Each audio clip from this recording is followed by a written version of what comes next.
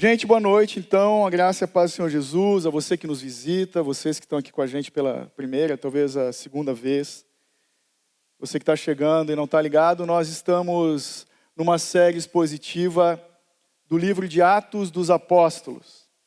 E hoje nós vamos tratar do 10º capítulo desse livro, o capítulo 10 de Atos dos Apóstolos. Eu peço que você abra comigo a sua Bíblia, por favor, ou o seu aplicativo, celular, no capítulo 10 de Atos dos Apóstolos. Se coloque de pé, por favor, vamos ler a palavra de Deus. Nós vamos ler então Atos 10, do 1 até o 8, depois a gente segue na sequência. Atos 10, verso 1 diz assim, a bendita palavra de Deus. Havia um homem em Cesareia, cujo nome era Cornélio, centurião do regimento militar chamado Italiano. Esse homem era piedoso e temente a Deus, com toda a sua casa. Dava muitas esmolas ao povo e continuamente orava a Deus. Por volta da hora 9 do dia, viu claramente numa visão um anjo de Deus que se dirigia para ele e dizia, Cornélio. Fitando nele os olhos e atemorizado, ele perguntou, que é, Senhor? O anjo lhe respondeu, tuas orações e esmolas têm subido como memorial diante de Deus. Então envia agora homens a Jope e manda buscar Simão, também chamado Pedro. Ele está hospedado com um certo Simão, o curtidor de peles, cuja casa fica à beira-mar. Ele te dirá o que deves fazer. Logo que o anjo lhe falava, se retirou. Cornélio chamou 2 de seus servos e um soldado piedoso dos que estavam a seu serviço. E tendo-lhes contado tudo, enviou-os a Jope. Vamos orar novamente? Santo Deus e Pai, eis aqui cada um de nós, sujeitos à Tua palavra, Pai, que é viva e eficaz, a verdade que transforma vidas, que tem transformado vidas, Pai. Pai, tem misericórdia de nós, toma cativo os nossos pensamentos, os nossos corações, abre o nosso entendimento por meio do Espírito Santo do Senhor aqui nessa noite, é o que nós te pedimos. Dá-nos entendimento daquilo que o Senhor tem a tratar com cada um de nós mediante a exposição da Tua palavra. É o que te pedimos no santo nome de Jesus. Amém. Obrigado, vocês podem se assentar.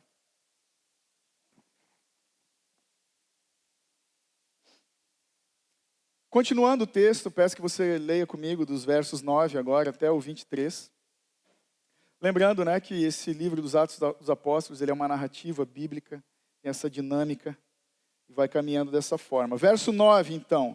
No dia seguinte, enquanto estavam a caminho, já perto da cidade, Pedro subiu ao terraço para orar, por volta da hora 6ª.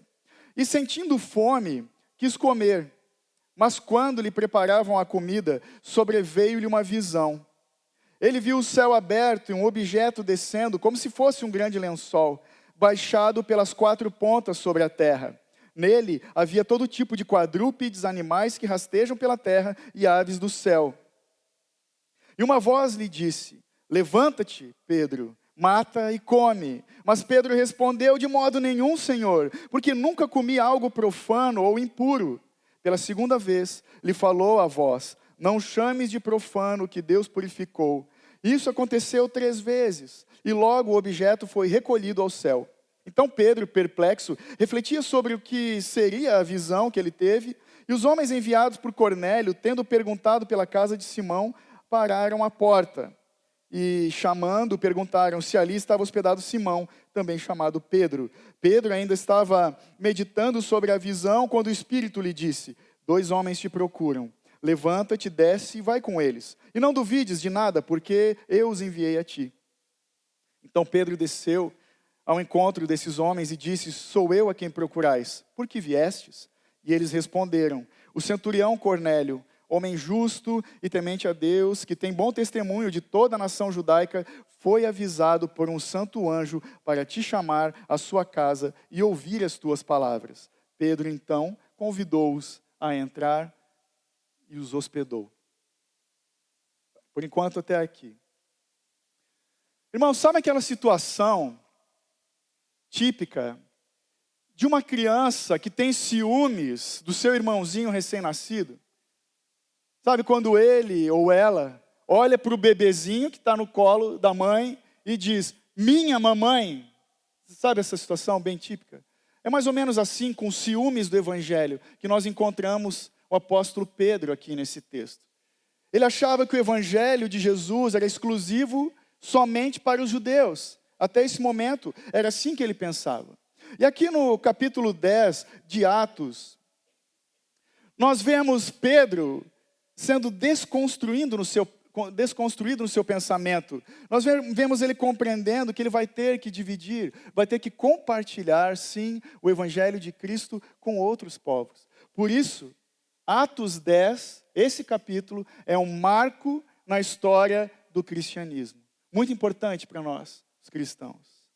É onde nós vemos, no livro de Atos, o evangelho de Cristo alcançando os gentios por meio da conversão de Cornélio. E também porque o Senhor abriu o coração de Pedro.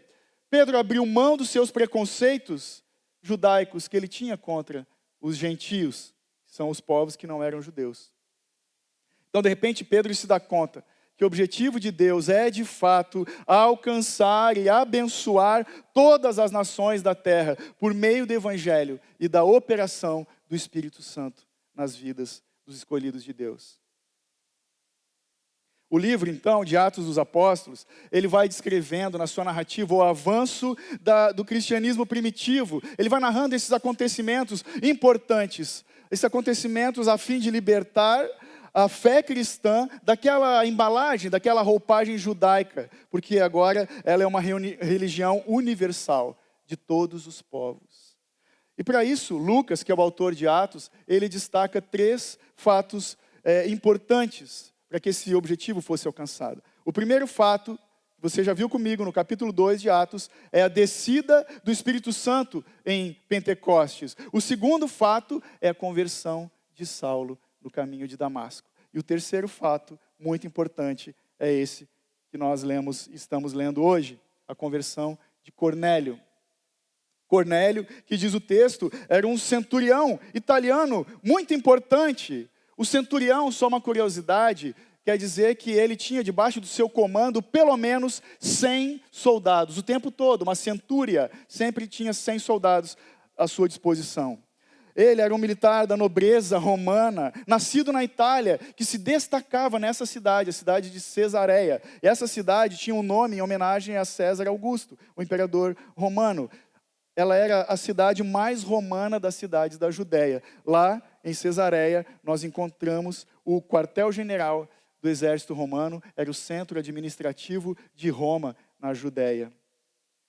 O texto que você leu comigo, já de início, no verso 2, fala que Cornélio, ele era piedoso. O que é piedoso? Piedoso é aquele que é cheio de misericórdia, aquele que é compassivo, que se compadece com os necessitados. Assim era Cornélio. Diz o texto que ele era temente a Deus com toda a sua casa. Ou seja, a fé de Cornélio influenciava aqueles que estavam ao seu redor. Cornélio, ele reconhecia Yahvé como o único Deus, o Deus verdadeiro. Mas acontece que os gentios, tementes a Deus, não podiam virar judeus. Principalmente se ele fosse um romano. Isso era praticamente impossível. Mas acontece que Cornélio, ele respeitava os israelitas como povo escolhido de Deus. Ele honrava esse Deus, dando esmolas, ofertas para os judeus. Ele orava ao Deus dos judeus, ele cria num único Deus verdadeiro. No verso 4, você leu comigo, então, que essas atitudes de Cornélio chamaram a atenção de Deus, conforme o anjo falou.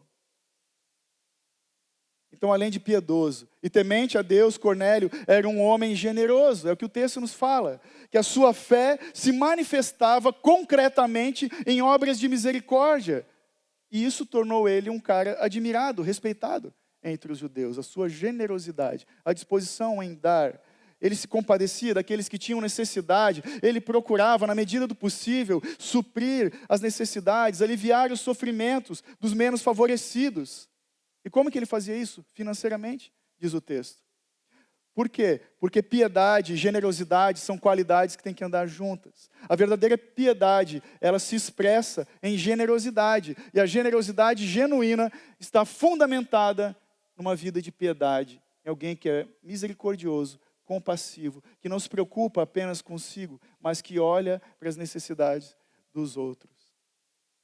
Talvez fosse nos dias de hoje, a gente olhar para esse Cornélio e falar, só falta ser crente. E é isso que o texto está dizendo.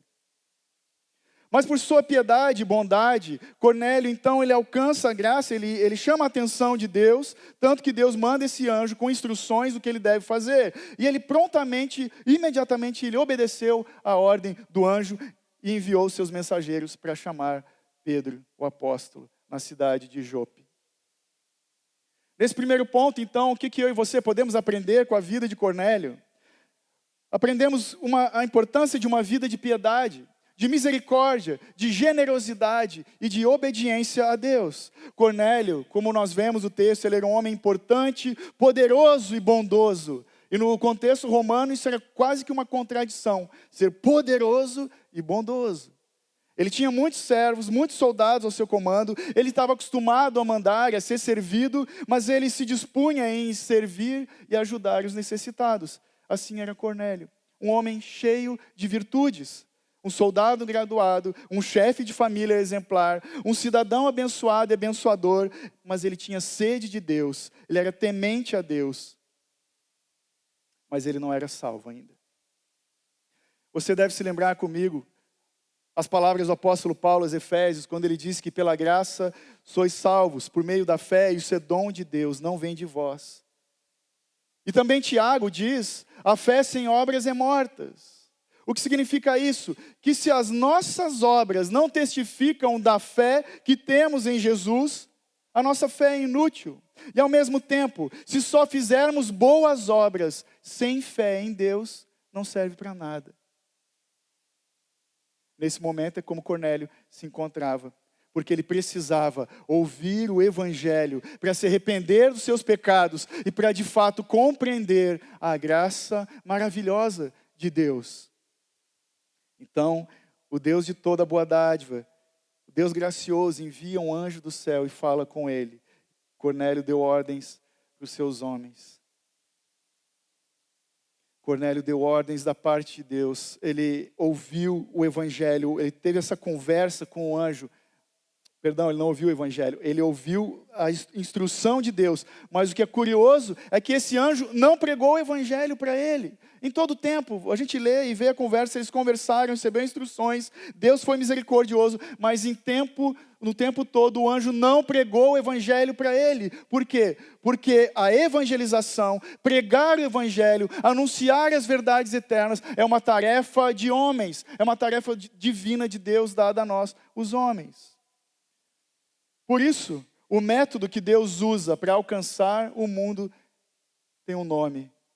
E o nome desse método é a Igreja de Deus, a Igreja de Cristo Jesus. O texto segue, você leu comigo até o 23.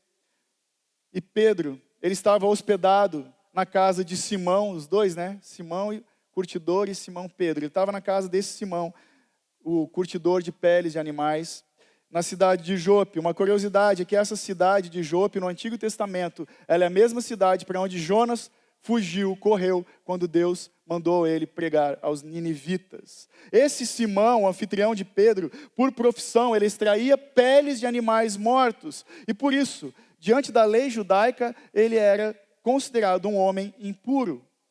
Então é algo inusitado. Pedro, judeuzão de marca maior, na casa de um homem considerado impuro. Diz o texto que ele sobe para o terraço era o lugar das orações. Ali ao meio-dia, o pessoal estava preparando o almoço. Ele sobe e fica pensativo. Talvez ele está pensativo nos milagres que Deus operou na vida dele, alguns dias atrás, quando Deus curou Enéas, como nós ouvimos semana passada, quando Deus ressuscitou Dorcas. Pedro está ali, na verdade, tentando entender todas essas coisas. Por que Deus o conduziu e levou até a casa desse homem, Simão, o curtidor de peles. Enquanto ele está pensando, esses mensageiros de Cornélio estão a caminho para buscá-lo. Cornélio teve uma visão da parte de Deus, mas Pedro também teve. Vamos ver de novo essa parte do texto. Verso 11, por favor. Do 11 ao 16.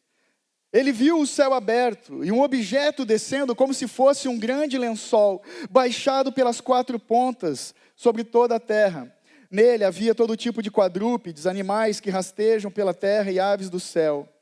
E uma voz lhe disse: levanta-te, Pedro, mata e come. Mas Pedro respondeu: de modo nenhum, Senhor, porque nunca comi algo profano ou impuro. Pela segunda vez ele falou à voz: não chame de profano o que Deus purificou, ou não chame de impuro o que Deus purificou. Isso aconteceu 3 vezes, e logo o objeto foi recolhido ao céu. No Novo Testamento, quando nós lemos essa expressão, viu o céu aberto, é para indicar, para deixar claro que é uma revelação da parte de Deus. É o próprio Deus operando esse evento sobrenatural. Nós vemos então nesse momento o mesmo Pedro que negou Jesus 3 vezes, o mesmo Pedro que ouviu Jesus lhe perguntar 3 vezes: Pedro, tu me amas? Lembra? Apacenta minhas ovelhas. Agora Pedro, diante dessa visão do lençol, nesse lençol tinham todos os tipos de animais, e para o judeu alguns animais não podiam ser consumidos, animais que tinham a pata dividida em 2, eles podiam comer carne de porco, até hoje eles não fazem isso. Estão sendo antibíblicos, porque aqui Deus liberou que comêssemos todo tipo de animais. Se você vai para os interiores aqui da nossa região, os irmãos que estão chegando agora, tem gente que come até carne de capivara, misericórdia. Tem gente que come rã, gambá, gente. Não faz assim, porque o nordestino come bode. Podemos comer todo tipo de animais. Então Pedro, que ouviu Jesus 3 vezes, agora ele ouve diz o texto, 3 vezes, o Senhor falando: não chames de impuro o que Deus purificou. Não chames de impuro o que Deus purificou. Os judeus, eles desprezavam os gentios, é importante a gente saber disso. Eles desprezavam todos aqueles que não eram judeus. Eles não se assentavam à mesa com esses gentios, eles evitavam ter comunhão com eles, eles não frequentavam a casa de um gentio de jeito nenhum. Então, para os judeus, alguém que era gentio era alguém que Deus não amava, é alguém que não seria escolhido de Deus, alguém que não era amado de Deus. Para os gentios, segundo os judeus, não havia salvação. Então Pedro, naquele momento no terraço, ele está vivendo o que nós chamamos nos nossos dias, daquele momento tela azul. Ele está pensando em todas essas coisas. Então aqui, no contexto judaico, nós vemos que, da parte de Deus, incluir gentios no povo de Deus, para o apóstolo Pedro, é uma enorme mudança de pensamento teológico. Como eu falei, ele está desconstruindo muita coisa. Pedro sabe que Jesus é o Messias, que a salvação é para os judeus, mas ele ainda não entendia completamente que a salvação também se estende para os outros povos. Ele nem entendia que com a morte e ressurreição de Cristo, toda a questão cultural judaica deixou de valer. Não vale mais a pena. Não estão mais em vigor essas coisas. Então Deus não apenas incluiu gentios impuros na nova aliança a partir desse momento, mas ele pediu para Pedro, um judeu de nascença, que procurasse os gentios, que se associasse a eles, que se assentasse à mesa com eles, e principalmente que ele pregasse o evangelho da salvação para os gentios. Por isso, o apóstolo Pedro, ele foi extraordinariamente preparado por Deus por meio dessa visão. Ele estava sendo preparado para essa missão. E é evidente, o texto deixa claro, que Pedro entendeu essa relação com os animais impuros da visão do lençol e a condição das pessoas que Deus estava colocando diante dele. Dá uma espiada comigo no verso 28, que nós vamos ler daqui a pouco. Pedro, ele diz o seguinte: bem sabeis que não é permitido a um judeu misturar-se com os não-judeus, ou aproximar-se deles. Mas Deus mostrou-me que a nenhum homem devo chamar de profano ou impuro. O John Stott, que é um teólogo que eu gosto muito, ele vai dizer o seguinte, que tão grande, nessa passagem, tão grande quanto o milagre da conversão de Cornélio, foi o milagre da mudança de mente e de coração do apóstolo Pedro, ao que se refere aos gentios. Então a missão de Pedro ela foi altamente relevante. A obediência de Pedro na missão possibilitou que o mundo todo fosse alcançado pela fé cristã. E é por isso que nós estamos aqui hoje. Acontece, meus irmãos, que nos nossos dias ainda existem algumas pessoas que fazem uma pequena, se não gigante confusão, pessoas que dão crédito para a enganosa teologia das duas alianças, que é uma ideia que surgiu nos tempos da Segunda Guerra Mundial.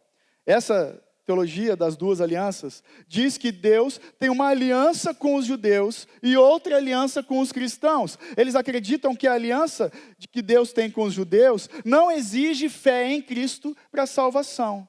Nós precisamos rejeitar essa doutrina falsa da teologia das duas alianças. Isso não é verdade, não é o que a Bíblia nos ensina.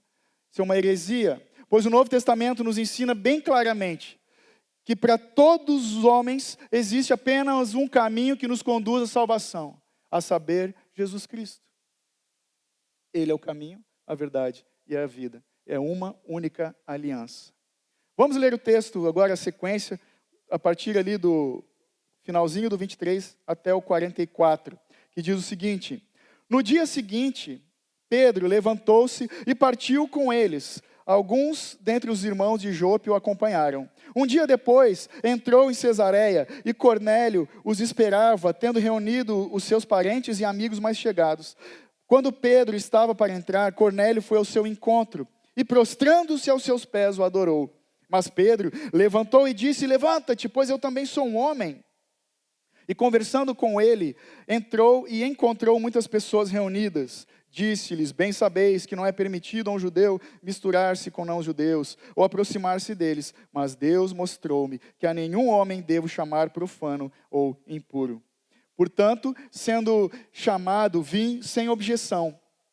Então pergunto: por que me mandastes me chamar? Então Cornélio disse: faz agora 4 dias que eu estava orando em minha casa, à hora 9, quando de repente um homem com roupas resplandecentes se apresentou diante de mim e disse: Cornélio, a tua oração foi ouvida e as tuas esmolas foram lembradas diante de Deus. Manda buscar Simão, também chamado Pedro, em Jope. Ele está hospedado na casa de Simão, o curtidor de peles, que fica à beira-mar. Portanto, mandei logo te chamar, e fizeste bem em vir. Agora estamos todos aqui, presentes diante de Deus, para ouvir tudo quanto te foi ordenado pelo Senhor. E tomando a palavra, Pedro disse: na verdade, reconheço que Deus não trata as pessoas com base em preferências, mas em qualquer nação, aquele que o teme e pratica o que é justo lhe é aceitável. Ele enviou a palavra aos israelitas, anunciando o evangelho da paz,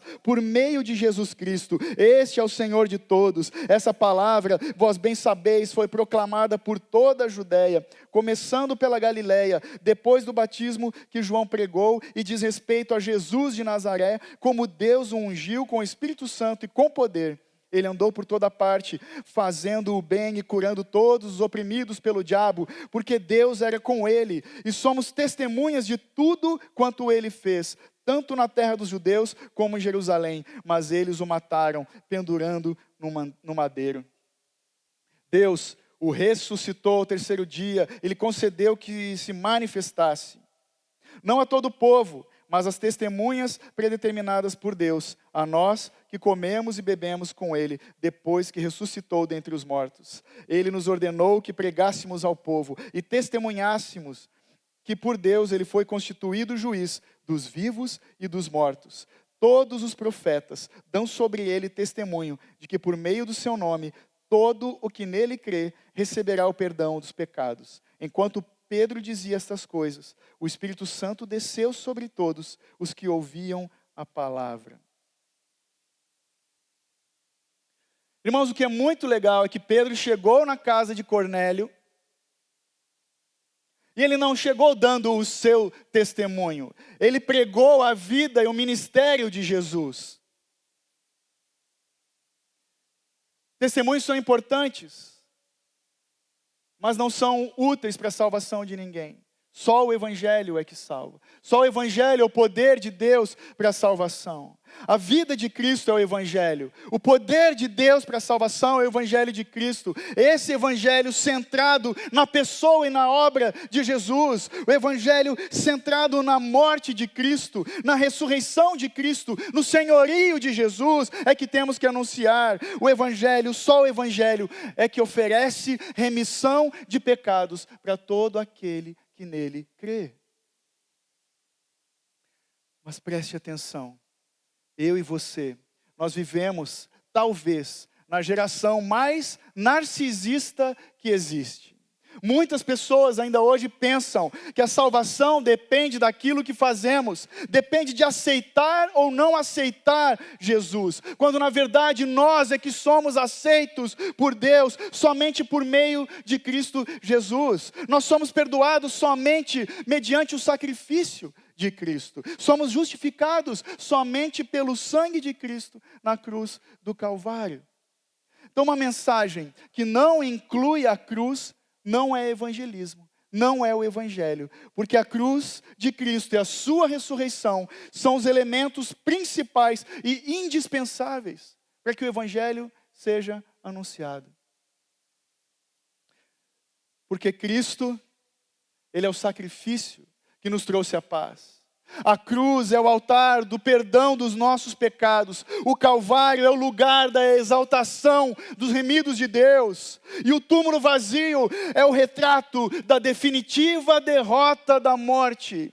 Lembre-se disso quando você anunciar o Evangelho de Cristo Jesus. Mas é curioso que enquanto ele está pregando ali para aqueles homens, no verso 42, Pedro deixa bem claro que Jesus, ele foi constituído por Deus, o final do 42, juiz dos vivos e dos mortos. Jesus é nosso juiz, meus irmãos. Não apenas após a morte, ele é nosso juiz aqui e agora. Mas espera aí, alguém pode pensar, pastor, mas isso não são boas novas, se nós estamos sendo julgados o tempo todo. É verdade, isso não é uma boa notícia, são más notícias. A menos que nós façamos de Jesus o nosso defensor, o nosso advogado de defesa, o nosso redentor, aí sim, o Evangelho são boas novas. A não ser que nós coloquemos toda a nossa confiança e esperança somente em Cristo Jesus para a nossa salvação. O Evangelho são as boas novas de Deus para todo aquele que nele crê. Quando nós fazemos isso, confiamos, esperamos, dependemos, tememos a Deus, assim como esse homem, Cornélio, era temente a Deus. O justo juiz se torna nosso amigo e defensor. O juiz nos dá a remissão de nossos pecados. Ele apaga todo o registro das acusações que haviam contra nós. Mas se nós não colocarmos a nossa confiança unicamente em Jesus, não unicamente, exclusivamente em Jesus. Não é Jesus, mas um pouquinho da minha fé. Não é Jesus, mas aquilo que eu faço. Unicamente em Jesus. Se nós não colocarmos a nossa confiança somente nele, ele é simplesmente o nosso juiz. Os nossos pecados estão escritos em letras garrafais diante dele. Se nós não nos sujeitarmos a Cristo, o martelo do juiz vai bater e não vai haver misericórdia.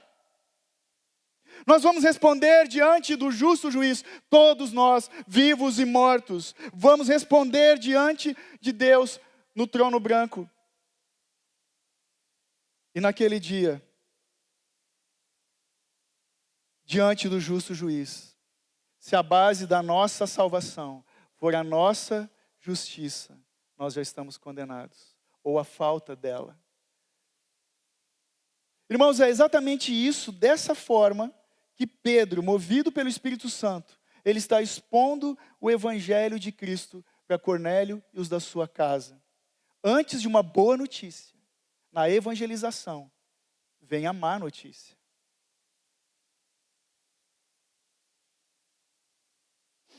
Porque o Evangelho, ele sempre vai ser um chamado ao arrependimento, para a salvação, em primeira instância.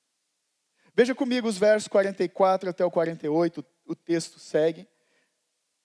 Enquanto Pedro dizia essas coisas, o Espírito Santo desceu sobre todos que ouviam a palavra. Os crentes que eram da circuncisão, ou seja, os judeus que tinham ido com Pedro, admiravam-se de que o dom do Espírito Santo também fosse derramado sobre os gentios, porque os ouviam falar em línguas e engrandecer a Deus. Então Pedro disse: será que alguém lhes pode recusar a água para que não sejam batizados? Estes que, como nós, também receberam o Espírito Santo, 48, e ordenou que fossem batizados em nome de Jesus Cristo. Então, lhe suplicaram que ficasse com eles durante alguns dias. Pedro não tinha acabado de concluir a sua mensagem, a sua pregação, e aqueles homens foram cheios do Espírito Santo. Algo inesperado aconteceu, o Espírito desceu sobre eles. Enquanto eles o quê? Faziam o quê? Ouviam a palavra na casa de Cornélio. Enquanto o evangelho era pregado, o Espírito Santo desceu. Exatamente como o Espírito Santo desceu lá em Jerusalém sobre os discípulos de Cristo Jesus, no Pentecostes. Nós vemos aqui, meus irmãos, o Pentecostes dos gentios. Aqui eu e você estamos diante do cumprimento da promessa de Deus no Antigo Testamento, que Ele enviou por Joel, o profeta Joel 2:28, quando ele disse que o meu espírito ia ser derramado sobre toda a carne, sobre todos os povos. Deus prometeu derramar o seu espírito, e aqui está o cumprimento dessa promessa. Aqui é o clímax da história da redenção, alcançando os outros povos além da nação de Israel. Mas é importante, diante desse texto, nós nos lembrarmos de uma explicação do Pentecostes. Lá no Antigo Testamento, na Torre de Babel, você deve se lembrar da história, Deus, ele confundiu a linguagem. Ele amaldiçoou a linguagem para confundir os homens. No Pentecostes, e aqui de novo, o Senhor ele está redimindo a linguagem como meio, por excelência, da proclamação do seu reino para todo o mundo, unindo pessoas e nações por meio da proclamação do Evangelho de Cristo. Veja, o dom de línguas ocorrido no Pentecostes, e aqui de novo, ele é uma profecia da proclamação universal do Evangelho de Cristo, do ensino do Evangelho, da tradução das Escrituras, reunindo povos de todas as nações, raças e línguas como um só corpo.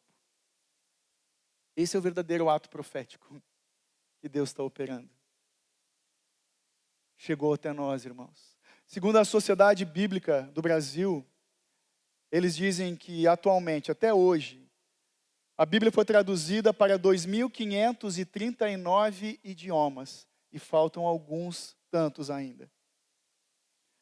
Então, em Cristo, o que ele está falando, o que esse texto está falando, que em Jesus nós somos todos um só corpo, por meio da proclamação do Evangelho e da operação do Espírito Santo, para louvor e glória de Deus Pai.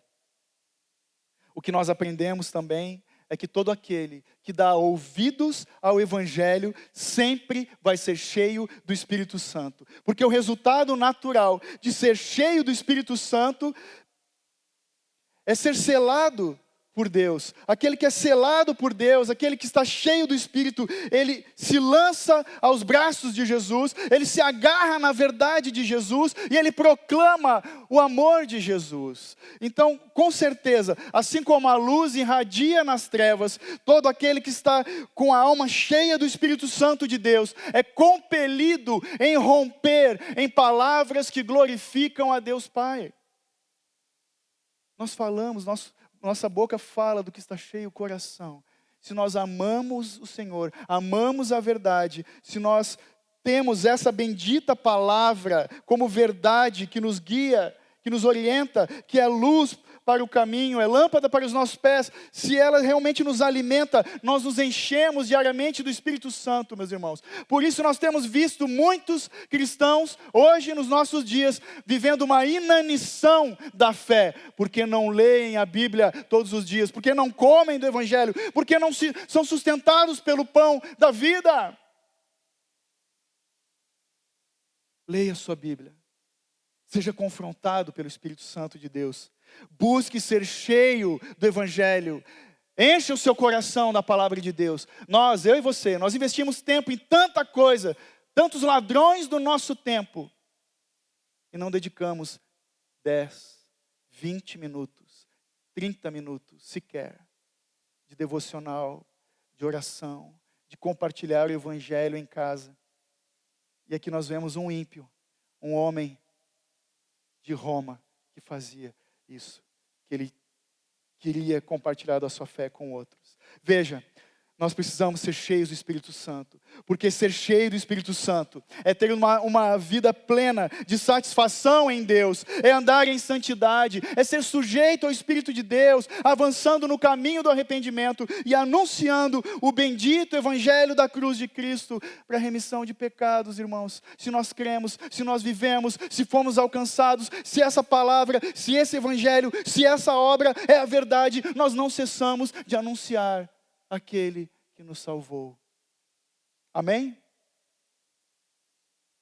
E nos versos 47 e 48, então, nós vemos que eles foram batizados.